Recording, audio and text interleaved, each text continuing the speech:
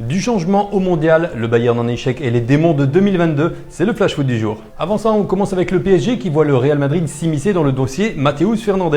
Et si l'entrejeu du PSG basculait sous pavillon 100% portugais? Alors que Vitinha et João Neves sont les patrons au milieu de terrain, le directeur sportif Luis Campos s'active pour faire venir Matheus Fernandes, 21 ans. Mais selon le quotidien AS, José Mourinho est également tombé sous le charme de l'ancien joueur du Sporting Portugal. Le Special One, attendu comme le futur entraîneur du Real, a expressément sollicité son président Florentino Pérez pour boucler l'arrivée de l'ex-joueur de Southampton, poussant la cellule de recrutement madrilène à s'activer sans attendre. Paris devra toutefois aussi composer avec la concurrence féroce d'Arsenal et de Liverpool, mais aussi s'aligner sur des exigences élevées, estimées à au moins 90 millions d'euros par les médias britanniques. Sélection espagnole, Rodri prédit un avenir en or pour Lamine Yamal. Un jour, il remportera le Ballon d'Or, c'est une bête, c'est un garçon extraordinaire, j'ai une très bonne relation avec lui. Les gens ne le connaissent pas vraiment et je les invite à faire sa connaissance car c'est un garçon fantastique. Je pense que les joueurs de son calibre, qui ont ce talent et qui sont uniques, ont un énorme retentissement, tant en bien qu'en mal, il faut vivre avec. Quelle maturité il a. Sur certains points, l'image qu'on a de lui ne correspond pas à la réalité.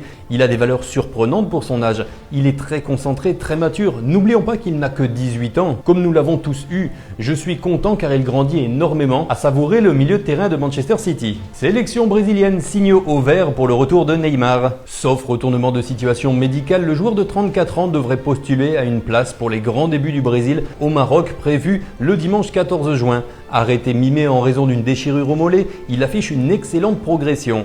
La situation de Neymar, il fait un excellent travail au niveau de l'entraînement individuel. Il passera une IRM aujourd'hui et si tout va bien, il pourra s'entraîner avec le groupe à partir de la semaine prochaine, a indiqué Carlo Ancelotti en conférence de presse. Pour rappel, la Seleção disputera un ultime match de préparation contre l'Égypte ce dimanche, une rencontre qui se fera donc sans Neymar. À Como, la piste prestigieuse menant à Dani Carvajal. Libre de tout contrat dans les prochains jours, le latéral de 34 ans s'apprête à tourner définitivement la page madrilène le 30 juin prochain, après un parcours légendaire de 13 années et 451 apparitions sous la tunique merengue.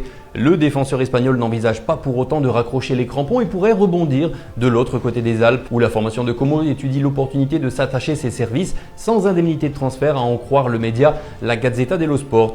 La direction du club italien se donne encore le temps de la réflexion avant de trancher. Mondial 2026, un protocole innovant pour les hymnes nationaux. La FIFA va introduire une modification majeure concernant l'entrée solennelle des acteurs sur le rectangle vert avant le coup d'envoi. Hors de question de réitérer le protocole de présentation individualisé testé lors du mondial des clubs l'an passé, qui avait essuyé de vives critiques. Cette fois, c'est l'ensemble des joueurs inscrits sur la feuille de match qui fouleront la pelouse d'un seul coup.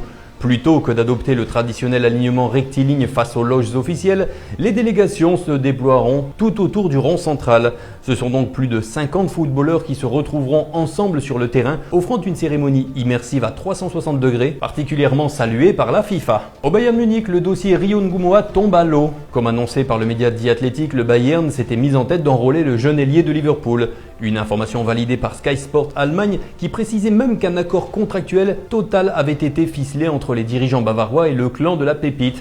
Problème, le média allemand révèle que l'opération a finalement capoté, les Reds se montrant totalement fermés à l'idée de vendre leurs jeunes joueurs. Un véritable coup d'arrêt pour le manager bavarois Vincent Kompany qui s'était personnellement impliqué en échangeant par téléphone avec le jeune joueur à plusieurs reprises afin de lui exposer les contours du projet. Un rendez-vous manqué, en tout cas pour l'instant.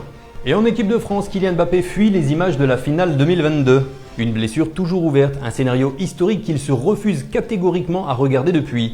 Si c'est la meilleure finale de tous les temps, je pense qu'il n'y a pas eu mieux en termes de divertissement, d'affiches, de scénarios de match, avec beaucoup de rebondissements. Ça se termine au tir au but, le truc fatal pour n'importe qui. C'était soit la première victoire de Léo Messi dans le mondial, soit le back-to-back pour la France. Donc dans tous les cas, c'était historique. Je n'ai pas revu le match par la suite, jamais. Je pense que si je le regarde, ça peut réveiller des démons, a admis le buteur des Bleus. Merci d'avoir suivi Flash Foot, bon week-end à tous et je vous retrouve demain pour d'autres nouvelles.